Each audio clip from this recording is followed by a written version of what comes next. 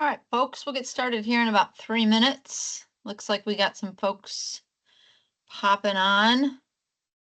All righty. Got some good information scrolling. Thank you, Cliff.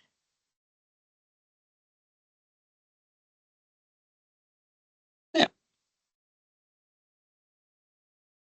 Can you hear me now? I can hear you now. Okay, then I'll mute because no one really wants to hear me. Not true. Not true. I did Birthdays. get that survey done pretty good, so Yeah, it's great. might mention that. I don't know. Yeah. New volunteers. Oh my goodness. Anniversaries. Look at Gail in there with 52 years. Holy cats. Satisfaction survey. Please fill that out. That's on your anniversary month. Employment availability.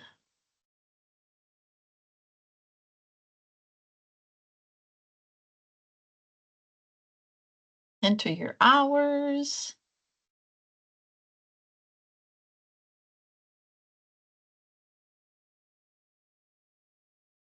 Always good to know when you're available.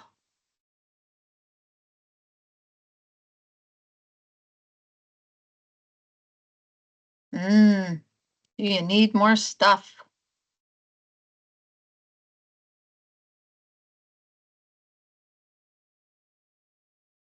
Ooh, gotta go to the chat. There, nice. Keep your RC Care up to date.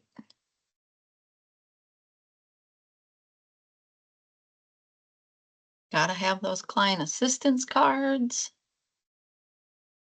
If we put all this stuff here, we don't have to say it, right? Right. Because nobody really wants to hear that part.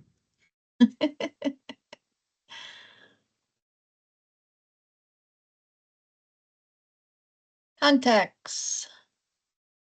And I think there's. Yeah, nice timing. Yeah, purely coincidental. No, Cliff, that's all planned. Yeah, It's right. all planned. Everyone here knows that was Cliff got lucky. It's all planned. Jane, you have a question right off the bat.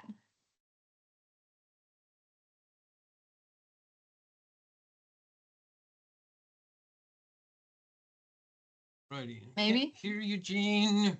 Jane, you're on mute if you're talking. We can't unmute you.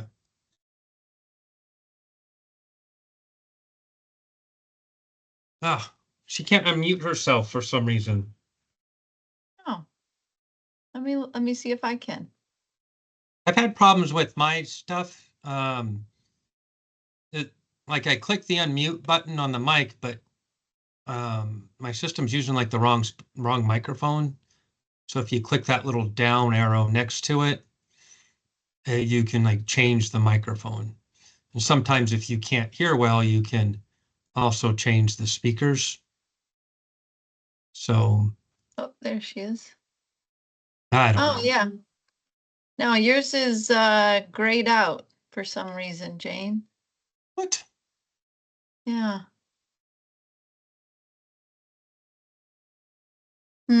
Yeah, I'll have to go in and look at those settings. Let me make a note of that. So it's like she's grayed out. Yeah, the ones that say they're unverified. Oh. Those it says mute participant, that's grayed out. We're still trying to figure out technology, folks. No, you're not the only one. Anybody that says unverified, I can't, you're all muted. I'll see what I can do. Yeah, Cliff is the technology guru. Shh. Not in the least. Might have to be, since I created it, Cliff, I may have to do something too. Jane, you can take your hand down. It might be user error on my end. If I have to do something with the setting to unmute everybody, let me know. But we'll go ahead and get started in this to respect everybody's time. One of the things that I heard at the last meeting a few times, so we've got about 25 people on here, which is amazing. So one, thank you all for your time and taking time out of your day to join us. Said somebody has a problem getting into the meeting. I don't have a waiting room. If they click, yourself. You're not an orphan. Natalie Burge. She's new. Cliff, can you invite her in or somehow? Natalie Burge, B-E-R-G. Hey, if she can't get in, there's a dialed in on your invite. So if Natalie can just dial into that phone number and then enter the participation code followed by a hash. Right, Matt. Yep. See, we all put our collective problem solving in. Thanks, Matt. It's what I had to do earlier today when the meeting wouldn't let me in. Oh, yeah, today at the board meeting, Lane? Yeah. Yeah. Yeah, we're still figuring out all this, even after all this time, Teams, right? So one of the things I learned at one of our meetings was back to basics is just kind of bringing things back to, I think sometimes I can get talking up and over people's heads, and a couple volunteers just said, can we just get back to basics? So part of that is what Cliff just shared, was even just that PowerPoint that's just kind of scrolling there. So I'm going to share my screen.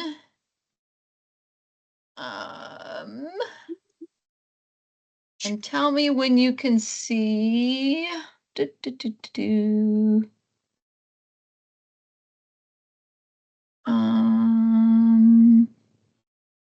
That's your screen. Okay. Can you see the email that I'm scrolling, Cliff? Nope, I'm seeing your Teams calendar. Oh, okay. Let me go back. Let me share the right thing. Here we go. Okay. So when Cliff invited or sent the reminder email out to everybody, I just want to highlight just a couple things. We're not going to go through the entire email, but what Cliff did that was really helpful is give you guys some information that is actually really vital. And when I heard the volunteer say to Jolene, hey, we need to just kind of go back to some basics, this is what I believe this individual and the others that kind of pulled me aside were talking about. What are the tools and resources that they need to be set up for success? I swear this is what's going to be on my tombstone. And Cliff, we don't want to have a meeting about an email that you guys can read yourself. I just want to highlight these phone numbers, put them in your phone. These are important contacts. Cliff said, save to your mobile. Please take the time to do that if you have not already done that. These are super important, as even if you're not a disaster action team member, you may need the IT desk. You may need some of these numbers if we're activating you for a shelter. You might not do fire calls, but you may get a call from a duty officer to say, hey, we need you to go open a shelter because Geneva Towers is activating again. So you might get that call from that duty officer number and be wondering, who's calling me in the middle of the day or at night to activate that shelter. I'm a shelter worker. We're all shelter workers. So please put those numbers in your phone so that when you get the call, you know why and who is calling you. Log into that RC Care so that when you are, again, activated, you're not worrying about whether or not your RC Care is active. The link is right there. All of these things Cliff put in this email are there for a reason. You know, sometimes connectivity, the intake worksheet, you can get out in the middle of nowhere and suddenly not have that connectivity. But if you have that worksheet, if you have that piece of paper that is printed and you just carry one with you at all times, then you can just put it, you know, pen to paper, good old school, and be able to fill out the information. And then when you go back to your house or you have connectivity, you can fill out the intake, and the folks that have been affected aren't delayed in service. So you put that link there for you to be able to download that and make some copies and have those on hand. Then there's just some job tools in here to keep you fresh. You know, if you're wondering what should I be doing in between these disasters, and those are also opportunities to log some hours.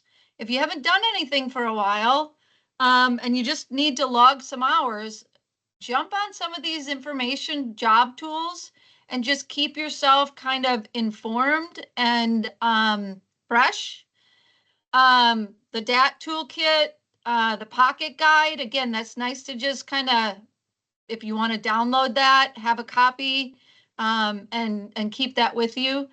The hotline, it gives you when should you call the hotline, because sometimes people are calling and the hotline is saying, this isn't what you really call us for. So again, take some time, keep up to date on why should I and when should I be calling that hotline. We run into a lot of language barriers. So Cliff included that interpreting job tool, so that you know or have the tool to be able to service individuals who have language barriers. It is a beautiful tool, so that you, again, aren't delaying services, and it's all laid out. You can print this out, have it with you, and then you're not struggling if you come across a family that you're trying to serve. Again, not just on DAT calls, shelter work, and other times that we're interfacing with folks that have some language barriers. Then there's the RC Respond, being able to access that on your computer. And then our Noggin mobile app, which is super important to have if you want to not be bound to your computer. Very mobile, being able to download that right on your phone and not have to worry about, you can just, you know, be super mobile. And when you get on that DAT call, you have the tools again right in your hand on. So I just wanted to highlight that. Cliff did a great job of giving you the tools and resources, and sometimes we don't always know what all that is for. So either, you know, keep that email in a special place, because that really is the tools and resources that you guys need to be able to do your job, essentially. Am I frozen, Cliff? You are Nope. not. I Okay. hear you. Okay. No. My picture on my end, I'm frozen. Hmm. So the other thing I wanted to highlight is the great job that folks have been doing in responding. One of the things that Chris Georges had me do with the board this morning, or at noon today, was just talk about what are the things that just this last couple months in responses that we have been doing. So just since January 1st, in the Eastern Iowa chapter, we have responded to 35 multifamily and single family fires just in these first 2 months. We've helped 145 or 146 individuals in those 35 responses. I wanted to highlight, though, where those responses are coming from, and just talk about this a little bit. So 6 of those 35 came out of the Dubuque area, specifically the city of Dubuque, and 30 people were served out of those. 5 of those responses were from Cedar Rapids, and 14 people were served out of those. 7 of those responses came from the Waterloo area, and 28 people were served out of those. And 4 of those responses came from the Ottumwa area, and 12 people were served out of those. So if you add that up, 22 of those 35 responses came from some of our higher metro, Cedar Falls and the Waterloo area. Primarily Waterloo, though. There was 1 Evansdale and 1 LaPorte City. None specifically in Cedar Falls that were in the last 2 months. Now, I didn't go back to the beginning of the fiscal year, but we have had some in Cedar Falls. I just went to January 1st to now. Just highlighting, we are averaging like one every 1.5 days, which is busy. That's a pretty high number of disasters and keeping our workforce engaged, busy, which brings me to my next topic, which is recruitment. So we know where our responses are happening. Now, we've had responses in other areas, 1 here, 1 there, a few, but this data gives us where are our highest responses happening. Cliff and I also track if they're happening with 2 responders, face-to-face, or if it's 1 response and a virtual support, or if it's a completely virtual response. I didn't do that for this, but we are running pretty good with face-to-face. I think we're up into like the 70. Cliff, you can keep me honest. Last I checked, it was like 78% in-person response. Now that doesn't necessarily mean, so that gives us 22% virtual response, but that doesn't necessarily mean there's not 1 person there. Correct. If there's only 1 person, the computer counts it virtual. So I think if we actually if I could figure out how to get the data, we're probably doing better at that, of having a caring, compassionate human being in front of a client, even if it's only 1 person. Correct. And that's awesome, y'all. Right. That's awesome. Right. Yeah. So we're doing pretty good. We do know our gap areas.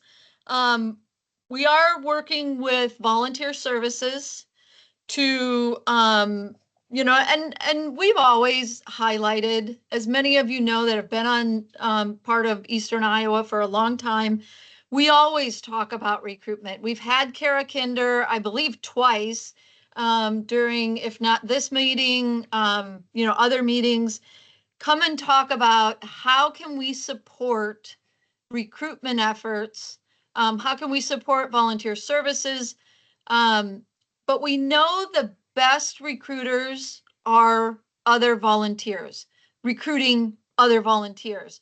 If you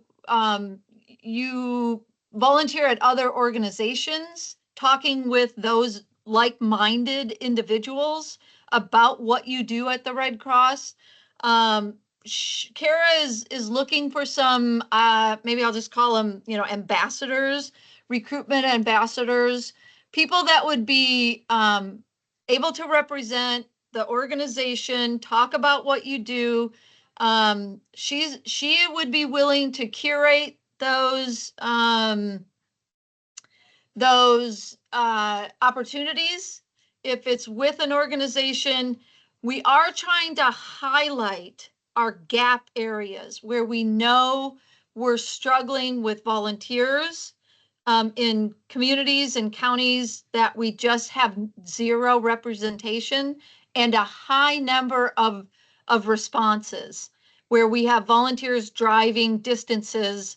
And thank you. I can't thank individuals enough that do cover when we have a fire in Clinton, and I've got Dubuque folks driving, a number of ways, or even folks that live in Jones or Jackson County. And then, we've got folks going up into Wisconsin. We know we have individuals who are willing to drive that 60 miles to make sure that people do have that caring and compassion person right in front of them, which is just we are super grateful.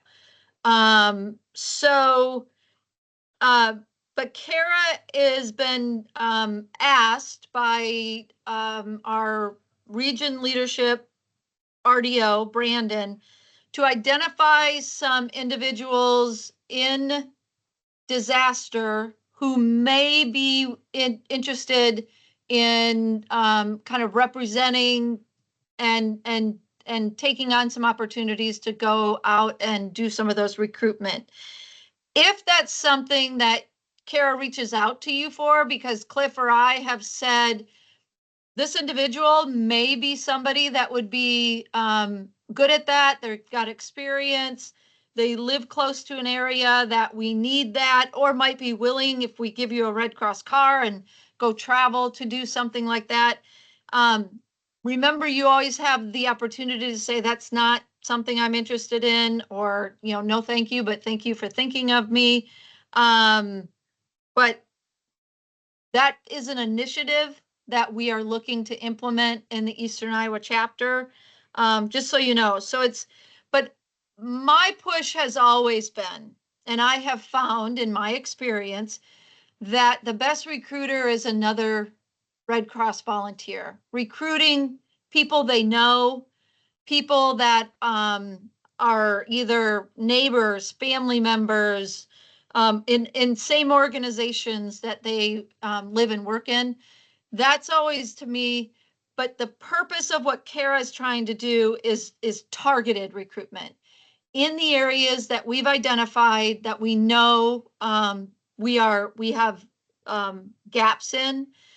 So it's a very strategic plan that we're trying to implement. So if she reaches out to you and you're interested, that would be great. Or if you want to let Cliff or I know that would be something you'd be interested in doing, let us know and we'll send your name to Kara. One of the other things I wanted to highlight is the Disaster Institute that just happened. We had 13 volunteers specifically from the Eastern Iowa chapter that participated. If it's not something that you have ever gone to or had an opportunity, if you're new and you didn't, get to go, or if you've been around for a while and you haven't had a chance to go, it is a 4-day, 3.5-day training institute that takes a lot of planning and a lot of coordination. But the intention is what I want to talk about. The intention is for folks to go get trainings that will specifically help you build your development plan.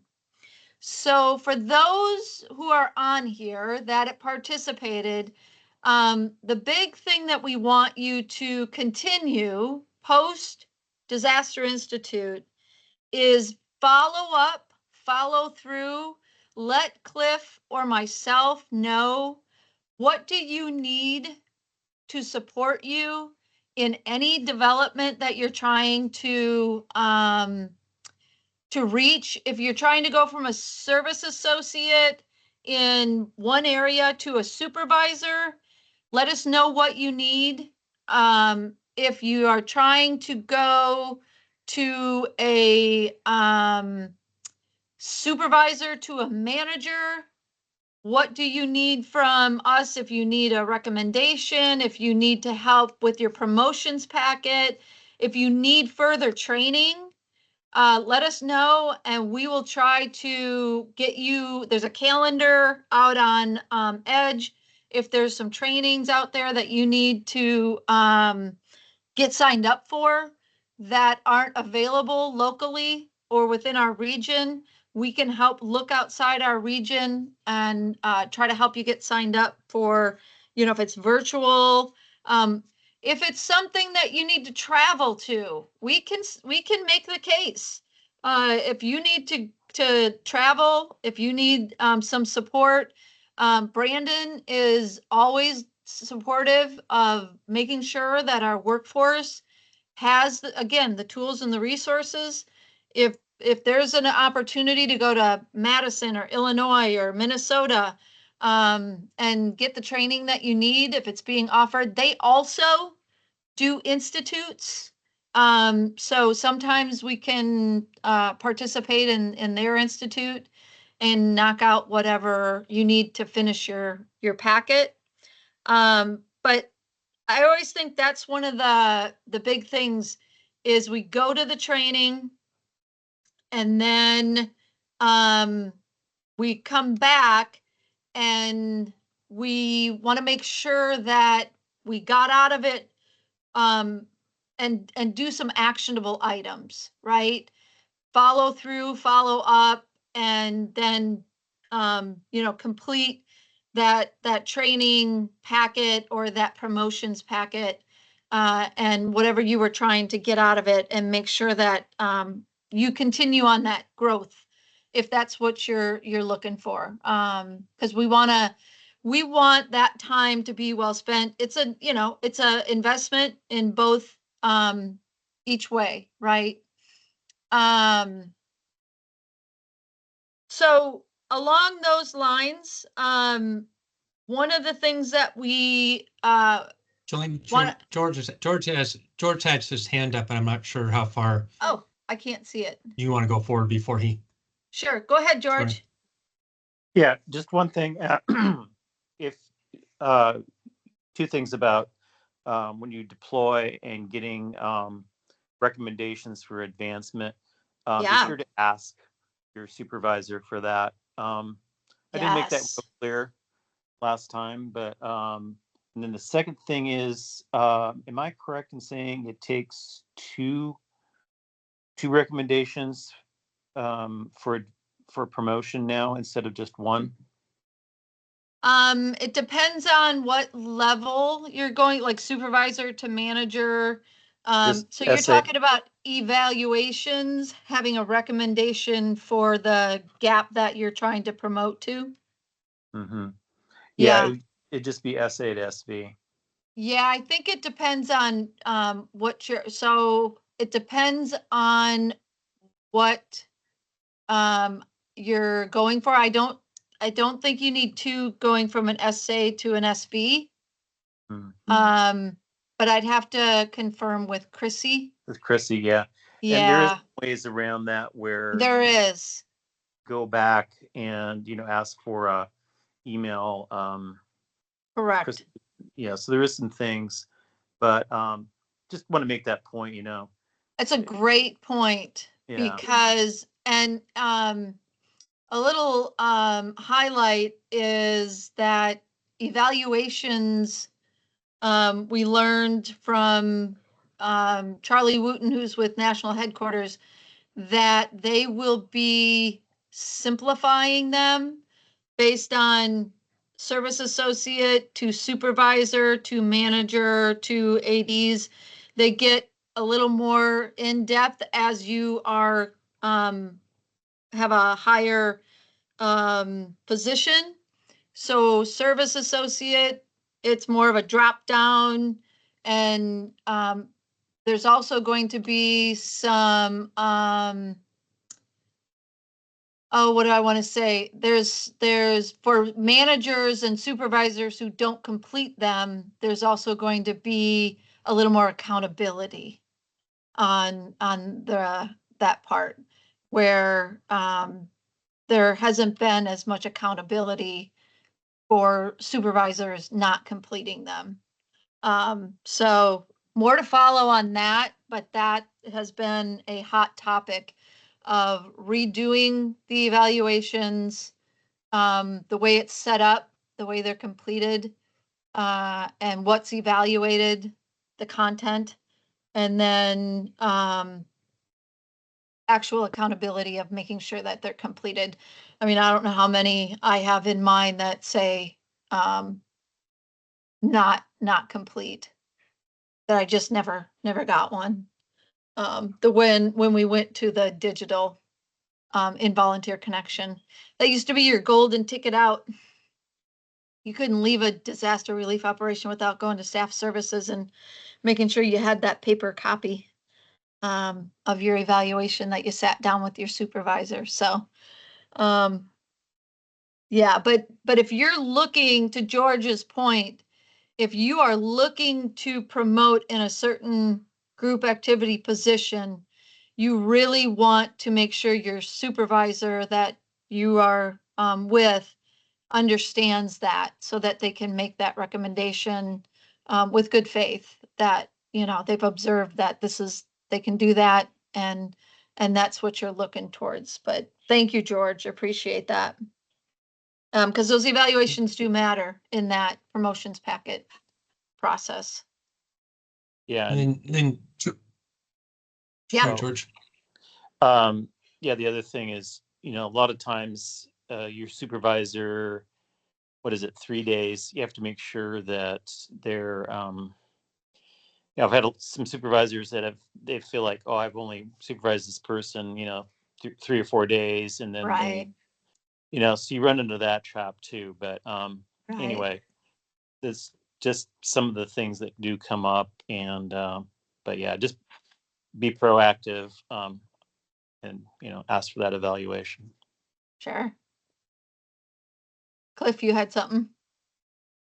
Yeah, I noticed that Kevin has a question, something about, Kevin, I don't understand the question. Is SAF included in this offer? Do you want to come off and clarify? Can he? I don't know what offer you're referring to. There was a lot. He So, can't unmute. He's one of them that's great. No, I can't. oh, dang it. Oh, no. I Oh, just you have can. to be, I apologize. I just Nope. have to be a little bit more savvy with that menu bar on the side and then up above. So Nice. what I mean by that is that we received email from Chrissy that said they are looking for people because of the increase in volume of people experiencing the DAT need to fulfill these positions as she listed in her email. And I am wondering if what Jolene is referring to is in reference to what she was soliciting volunteers for. Does that make sense? Does that make better sense? Yeah, I think I understand what you're saying, Kevin. So Okay. those of you that didn't get it, right now, I guess Chicago's getting pounded with fires, and they've got like 200 client cases backed up. Chicago's a very, very busy place. When you're on a DAT team there, you're at a place. You're not hanging out at home. You're at like a station. And so, but they're just getting pounded. And so what they're looking for is they are looking for some DAT supervisors and 2 managers, DAT managers, which we don't really have a lot of. I made a note, we need to get more of those, but then also some caseworkers. So what Jolene's talking to is just us being able to build the overall regional capacity of DAT. Now, obviously, if we have more experienced DAT people, the higher number we have, the more ability we would have to, have more people to offer. But if I understand correctly, Kevin, your thing is regarding specifically the need that Chicago has right now. And then what kind of Jolene's talking about, the recruiting volunteers. If I understand that back far enough, that's going to be like everywhere. Did I understand your question correctly? Yes, you did. Now, the answer would be, are the people who received Chrissy's email considered to be qualified to respond in yes, I can, or no, I can't? Or was that just a mass blanket email? I'm pretty sure she might have sent it out to everybody with like a DAT gap or a duty officer or a recovery gap. We can filter those out in the emails. And so we'll have to see if you are interested in that, we can get more information. And then, but we got like, well, 3 days to figure it out, which is a really long time in the Red Cross. And then, so yeah, that basically they are looking for DAP supervisors and DAP managers to assist. And so if you have those positions, then it's just like going on a regular DR. But these ones look virtual. But oh no, the two are in person. So yep, this is like deploying to a regular DR. So not just DAT responders. They want supervisors and managers and then casework supervisors Thank you, guys. and duty officers. Yeah, Okay, thank you. Yep. Okay. that's a good question. I forgot about that email, Kevin, so thank you for bringing that back up. How quickly Lane, it I don't know if you goes. see- Lane's got his hand, their hand up. I just had a quick question about the recruitment stuff. Is the recruitment focusing on DAT? Because like I'm not DAT trained. I'm a DMH volunteer. So like I'd be happy to talk about what DMH does, but I am not DAT trained. Yeah, we So- want volunteers in all areas, Yep, I think. We do. Okay. I mean, Yep. I know we talk really focus probably maybe too much on DAT in these meetings, but we do need all those volunteers, especially those high skill level of the DMH because of the licensing, DHS, spiritual care. Yep.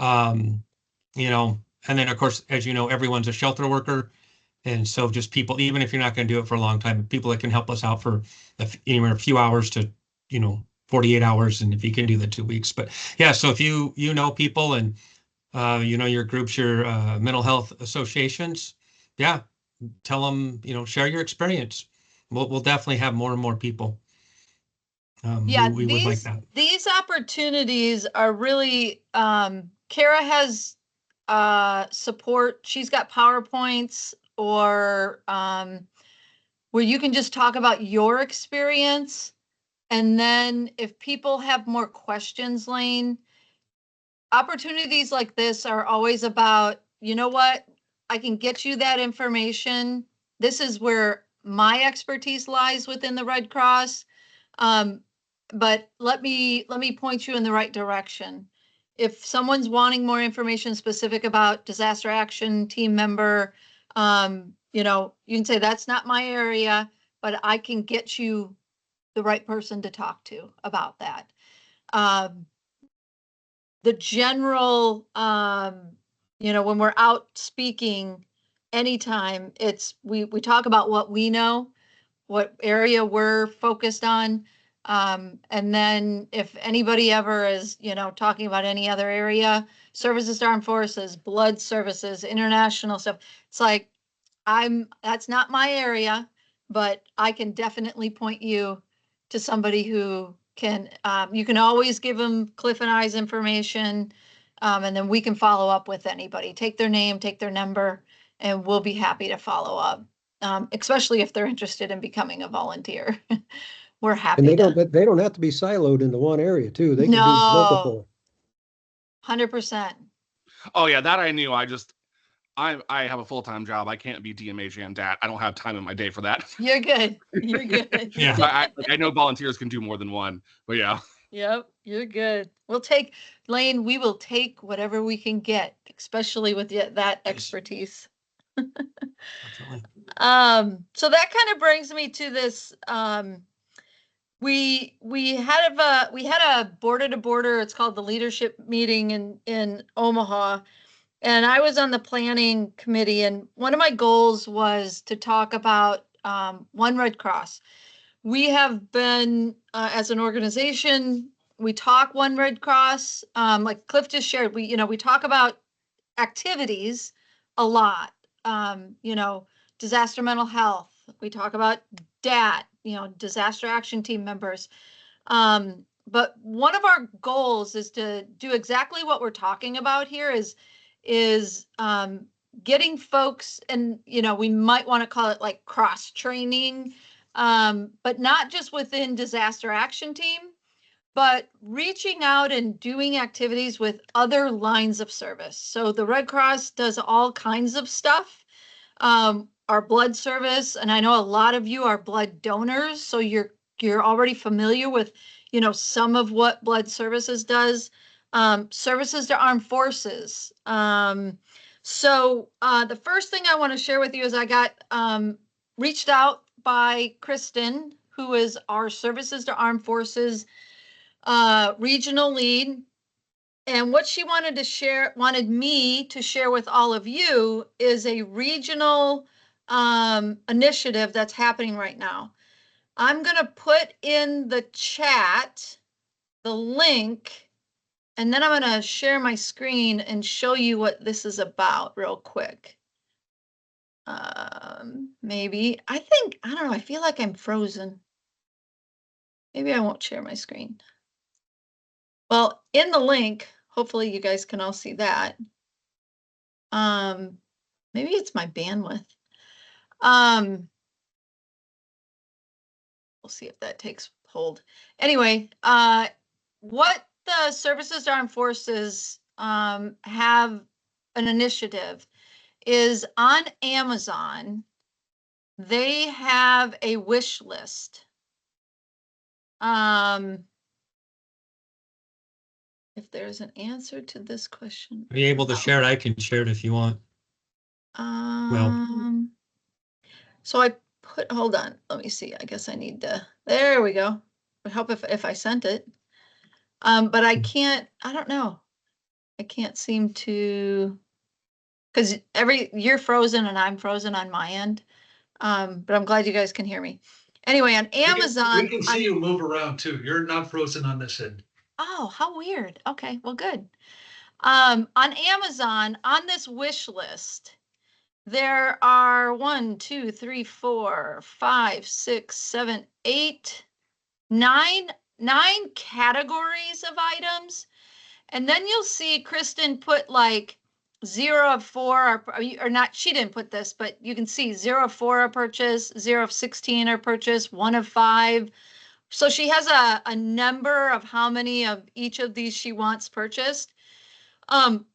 So she asked, so they're veterans, for veterans comfort kits of what they are putting together as a region. And then she goes around to different stand down, I believe they're called stand downs. Let me make sure I'm telling you guys the right thing here. Cannot find that email. I believe they're called stand downs. So I cannot find the email.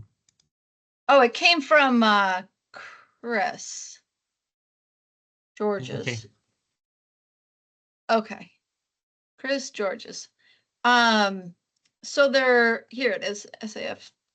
So they're stand downs. So they're for homeless veterans. She said, in honor of Red Cross Month, our SAF team is collecting donations for homeless veterans. These donations will be distributed at stand down events throughout Nebraska and Iowa. Stand down events provide critical supplies and services to veterans, to include food, shelter, and health screenings. She said, we will be collecting donations through March 14th. So this only goes until March 14th. So if you guys feel compelled, Share with anybody. This doesn't just, you can share this with family, friends, anyone. You don't have to be just within the Red Cross to donate to this wish list. They hope that we share this.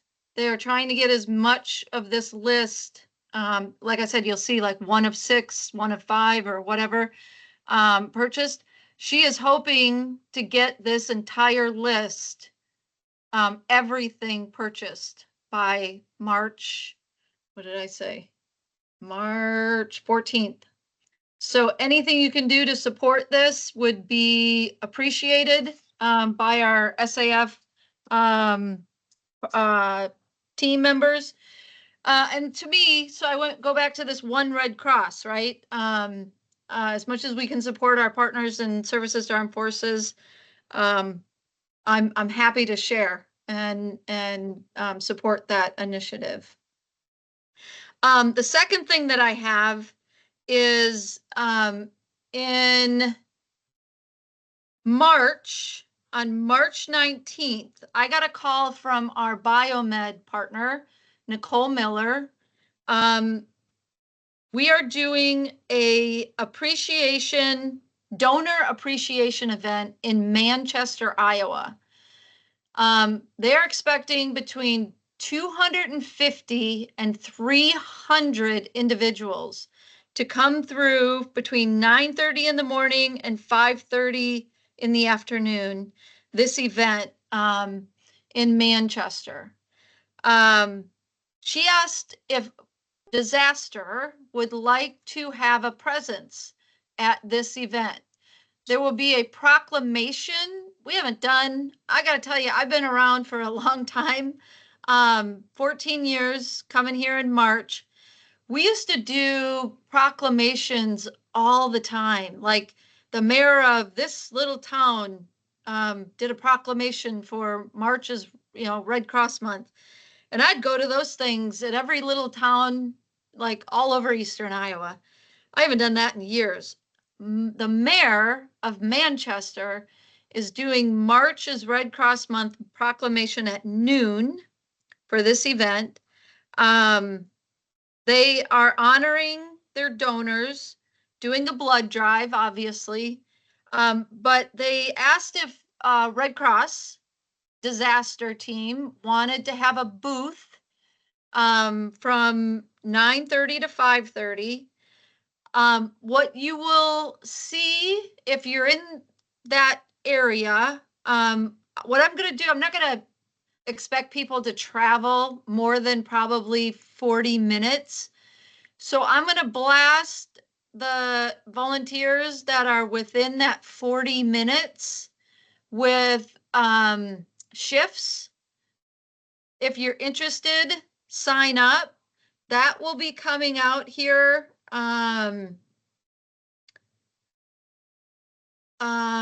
shortly for probably like 4-hour shifts to help do like some Be Red Cross Ready and some recruitment information for folks that come through that event. I'll probably have 2 people, so we'll probably need a total of about 4 or 5, maybe 4. Does that make sense? Yeah. Somebody have a question? Hey, Jolene, I'm sorry. Yeah. I meant to say something. Dick had his hand up a few minutes ago, and I don't know when you were talking about, I don't know if you Well, got to him. Sorry. The question I was going to ask on that Amazon list, does that get automatically shipped to somebody that wants it? Yes. Okay. No, it gets shipped to Kristen because they put together the kits. Okay, so Kristen, it's going to get shipped to Kristen Correct. automatically. So, okay, that's what I wanted to know. So Yep. I'll take care of some things when I get done. That'd be awesome. Thanks, Dick. Is there any other hands up, Cliff? I can't see that. Sandy has Budakoff's her- got her hand up. Sandy. Yeah, I got a call from Becky Greenwald today, and she's sending me some blood stuff to put on a table there. And I will be there most all the day. So Awesome. if you have other disaster type things, I would be glad to set them out and, talk to Yeah, people. well, so we'll be there for, like I said, I'm gonna get a table. I'll talk to you. I'll call you and let you Okay. know what's gonna transpire. So will you be there for the blood part? They just asked me to come, Okay, and if they need help with the blood drive, I will help them, but. as a blood ambassador. Yeah, I got you. Okay, we'll talk. but she said, you know, I might just be free. She didn't know. Yes, She was okay, gonna- gotcha. We can, you know how that works, Sandy, the hats. Yeah, yeah. Okay, well, I just wanted to talk and let people know that there will be that opportunity. We also have Chris Georges, our new chapter executive director. If people did not know that, Chris Georges is our new chapter executive director. And we could not be happier to have him in this role. He's been in the disaster world for years. Now in this leadership role, it is a win-win for the Eastern Iowa chapter. He made a connection with the folks with the Freedom Festival in Cedar Rapids. And we had a meeting in Cedar Rapids with the executive director and her assistant. And so we're working on, because we have a goal in our chapter for preparedness in different programs, right? But one of the biggest program goals we have is for the hands-only CPR program. Sandy is also one of the people that is a instructor in that and has done that for other areas. Again, One Red Cross. She's done that for a while now. We also have other volunteers in our chapter that are hands-only CPR instructors, and they do the program at large events and have gotten tremendous response. So the Freedom Festival has shared with us some dates and some opportunities. We're still working out some of the details with, they want to waive their booth fee, and they have to talk to their board. There's a few things, but we do have some dates to be able to do some of this hands-only CPR at the Freedom Festival. And we're looking at May, June. As soon as I know those dates, again, we'll be looking for some volunteer opportunity for individuals who are interested. If you're not an instructor, let us know if you're interested in doing the hands-only CPR, and we can look into how we get you a part of that. If you have the first aid, CPR, AED training, I know there's a way we can get you a part of doing the hands-only program, and possibly help us out in May and June with some of those activities with the Freedom Festival. And they are excited. We were excited to meet with them, and I think that's going to be a partnership that is going to continue. Because our goal is about 2,000 for our chapter. So that is something that we'll be able to possibly just do year over year. And then my last preparedness opportunity that we're talking about is there was a fire in Dubuque on January 6th at a trailer court. An elderly couple that did get out and are safe, but the management company reached out to me, and they were looking to see if we could do, it's about 300 trailers. And nope, Chris is not moving to the region or to our chapter. That is not part of it, Dick. Okay. He's win-win for him. Yeah. Yeah.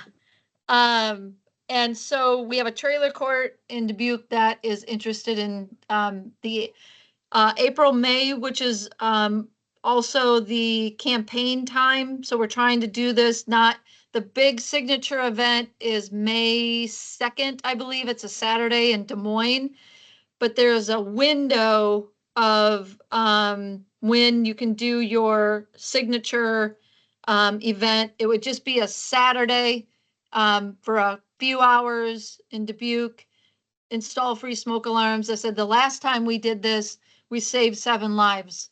So looking to get more detail on that, date, time, place out to everybody.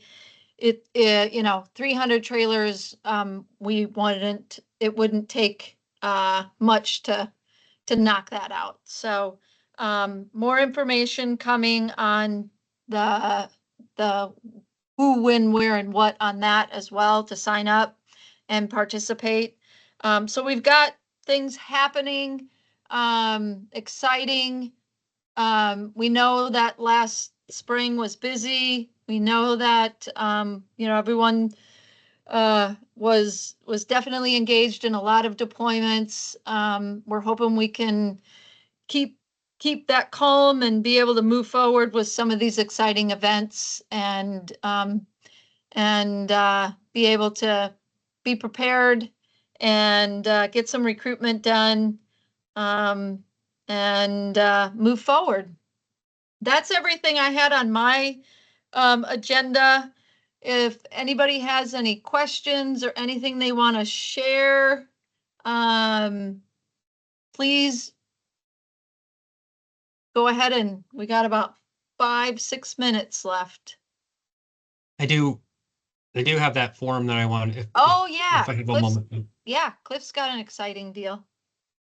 I don't know about exciting. I mean, it's exciting for me because I'm kind of strange. It's exciting.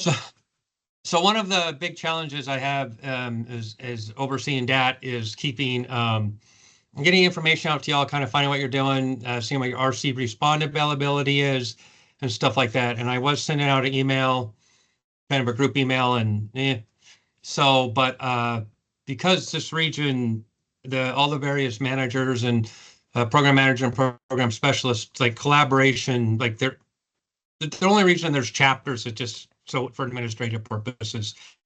In all reality, we are one giant team. And so, but to Kennedy Jones, who's the DPS from, or CDPS from Des Moines, they had a survey they completed. So I kind of took it and made it a little more. So you'll be seeing this. And even from this conversation, listening to you, Lane, and then realizing that not everybody hears DAT, I've changed it a little bit. So I will probably eventually send it out to all the members in the chapter. So I'm going to go ahead and share my screen. It's still kind of a work in process, but and the thing is when you get this, that you give me feedback, like, nah, change this, or I don't understand that. So this is basically this is what it's going to look. This is a preview. And the neat thing is when you fill this out and submit it, it automatically puts it in an Excel spreadsheet, which I really like. So I don't have to be like, oh, I missed your text or whatever. It just automatically does it. So I did kind of change it from DAT responder to disaster responder. Right here, this is good information. Even if like Lane, you mentioned that you work all week. And so, if there is a shelter, something we need you for the middle of the week, if we know not to call you and disrupt your day, I can track that information, not just RC respond, but I can track it other ways. So I'm going to be sending this out. When are you generally available? When shouldn't we call you? And honestly, the rule is if the fire's next door to you and it's not during your time to call, you will not be called. That's the rule. But you can call us and say, hey, can I go? I mean, we wouldn't say no. How far are you willing to drive? Remember, it's a straight line. The roads twist and turn. And then the Ritters pointed out the Noggin app. So I just added that question just now during the meeting so I can know who has it and who doesn't. And then when you get it, if you notice, it says submit. So you need to I need you to click the answers. So know how the DAT dispatch works, you would click the no, and I have a bunch of words there that explain it hopefully correctly. Once again, this is up for editing. And then the little, because I don't know how to do forms, it's like a rating. So if it's useful, like if this is useful information, click the smiley faces, or if it's not, don't. That way I can know, oh, I need to redo it. Once again, client assistance cards, you click no, gives you information. Last 30 days on RC Care. Take a moment to do so, and you can do the QR code or click on that link, and even if you're on your phone, it'll bring it up on your phone. All you have to do for RC Care is just sign in. This is for health services, DMH, anybody, caseworkers, anybody that has RC Care access. All you need to do is sign in. You don't need to open a case or anything. You just have to sign in. You can sign back out. It goes longer than 30 days, but then it gets kind of like 45, 60, we don't know. So every 30 days is good. I'm going to probably be sending this out like quarterly. But then once again, if you need DAT supplies, oh wait, that's a guest question. That will come up and you can click that link or do that QR code. Sometimes you'll have to sign into Volunteer Connection, and then hopefully it goes to the form. My Volunteer Connection is different than yours. Just the access is the way it does it. So let me know how this works. And then nice way to see those smiley faces. I'd pick smiley as the mood I was in today. If you go, hey, it doesn't work, put a bunch of one smileys there. I'll know something's wrong. Disaster positions.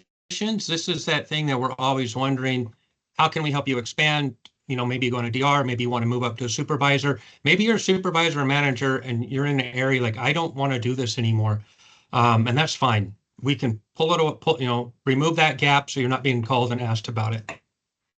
But then disaster responder availability. Remember, that's different than RC Respond. This is like when you're able to deploy.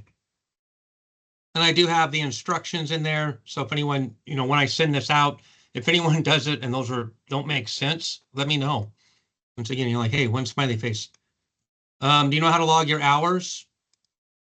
And remember, when you do the survey, you can put it, everything you do is at least 15 minutes.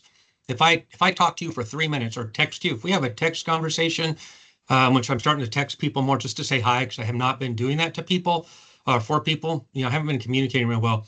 I'm literally putting 15, if you reply to me, you're getting 15 minutes because you took the time to read and reply. So, but here's that, let me know how that works. And this is a very important question.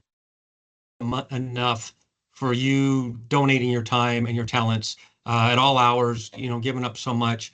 But one of Jolene and I's primary responsibilities is to do all we can to help you have a positive experience. So please let us know on the survey what we can do better, or be honest with us, because we can't do better.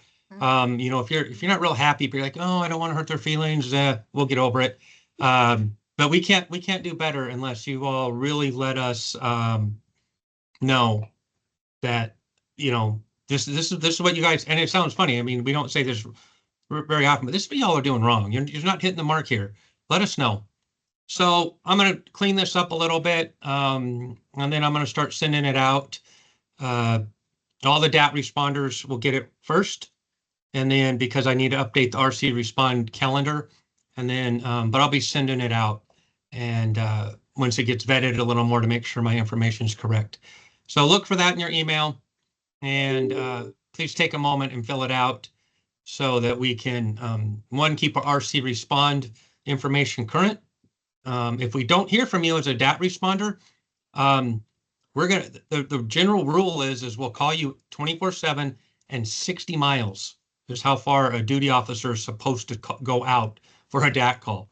60 miles in a straight line in Iowa is literally Dubuque to Cedar Rapids in a straight line. So that's why, like, bring it in a little bit so we're not bugging you. But so you're going to see this hopefully by maybe this week because I'm gone. Oh, and then I will be out of the office all of next week. Seems like I'm out more than I'm in recently. I'll be in Des Moines for some sort of disaster management training. And then I will be in Madison for even more disaster management training. So anyway, that's what it is. But I'll have my phone and checking my emails when I can. So yep, that's what I had, Jolene. And I went over. time. All So- good, all good. What I appreciate is the technology that Cliff, and efficiency, because that's what that's about, is getting that information quick and us having good, efficient information at our fingertips, better than we've had. So to make your job, also easier, so we can support you. That's all I've got for tonight. Thank you, everyone. That's 30 people, on there tonight. That's a great turnout. We appreciate all your time and all your talent. In the meantime, if you have any questions, please feel free to reach out to myself or to Cliff. I will also be in Des Moines with Cliff and in Madison with Cliff, but we both have our phones, so feel free to reach out anytime. Good Thanks, job, folks. everyone. Thank you. Thanks, Dick. Thank you all. I'll try to get minutes out in the next day or two. Sometimes I forget. Thanks, Cliff and Jolene. See y'all. Thank you. Good night. Good night. Bye.